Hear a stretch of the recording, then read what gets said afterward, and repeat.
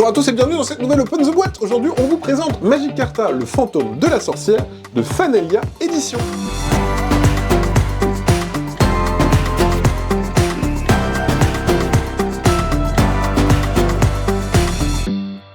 Magic Carta, le fantôme de la sorcière, c'est un jeu de Fanelia illustré par Taharn.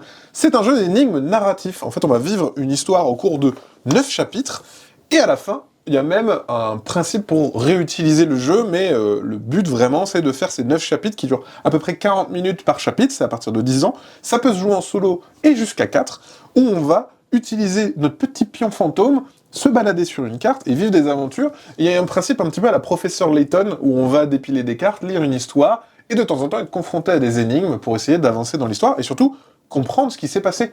Parce qu'on atterrit dans cet univers, en petit fantôme, et on sait pas ce qu'on fait là, on se souvient de rien, et on va essayer de découvrir tout ça. La boîte, elle est magnifique, elle brille de mille feux, voilà. Il y a un petit vernis sélectif rose, voilà, donc l'intérieur de la boîte est là. On a le livret de règles, alors c'est globalement assez simple, hein, ça vous explique surtout comment résoudre les énigmes avec les cartes. On voit que c'est très largement illustré, ça vous spoil même pas la règle. C'est assez fou, ils mettent des flous pour pas vous montrer un petit peu les différentes choses. Hop, et ici, on a un petit glossaire. On va retrouver, dans un premier temps, les terrains. Donc, je vais pas vous spoiler les différents terrains, mais à chaque fois, au début d'un chapitre, on va vous dire quel terrain vous allez prendre et que vous allez devoir agencer. Parce qu'en fait, vous allez découvrir le monde qui vous entoure, petit à petit. Les tuiles sont recto-verso. Hop. Oh là là, mais ça fait beaucoup de terrain, parce que là, Il peut y avoir beaucoup de terrains, donc ça va jusqu'à la lettre O-M-N-O-P. Voilà, donc il y a plusieurs terrains différents. Je vous spoil pas volontairement pour que vous découvriez le jeu petit à petit, et on voit qu'il y a différentes informations sur le plateau. On va se déplacer avec notre fantôme. Un fantôme qui a une particularité. Il a une espèce de petite queue. Mais que s'agit-il? Nous sommes le fantôme de... Ah, mais c'est dit en fait, le fantôme de la sorcière. Mais quel type de fantôme? Voilà, donc ça, c'est notre petit personnage qui va se déplacer. On va avoir des petits pions. Vous découvrirez pendant la partie Monsieur des pions, c'est toujours utile.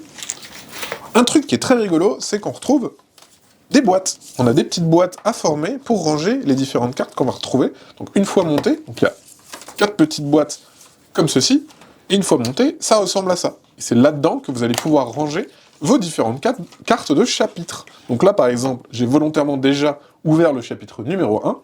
Ça vous dit la mise en place. Donc là, par exemple, il faut prendre le terrain A et le mettre ici.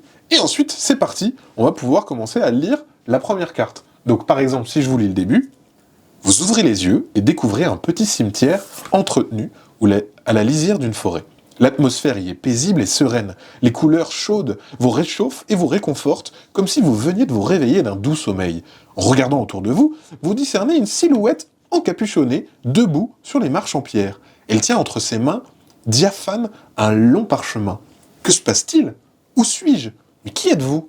Vous demandez-vous. Et l'aventure commence, et ça vous dit, voilà, lisez la carte numéro 2, hop, on fait la rencontre du petit personnage ici qui va vous expliquer qui elle est, etc. Et on va progresser comme ça, jusqu'à de temps en temps tomber sur des énigmes qui vont vous demander d'essayer de les résoudre, et on voit au dos des cartes qu'il va falloir peut-être faire des agencements pour essayer de résoudre ces énigmes. Et on va progresser comme ça dans le chapitre, et une fois qu'on aura terminé le chapitre, on pourra passer au chapitre suivant, et à chaque fois, chaque chapitre, ça vous dit, voilà, chapitre 2, nouvelle mise en place, maintenant on va mettre le A dans son autre face, et le plateau C juste en dessous.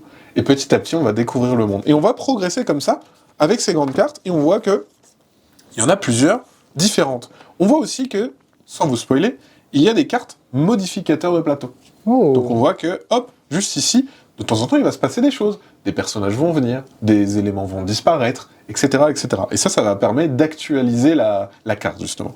Pareil, je vous spoil pas, mais il se passe des trucs derrière, voilà, je vous montre pas.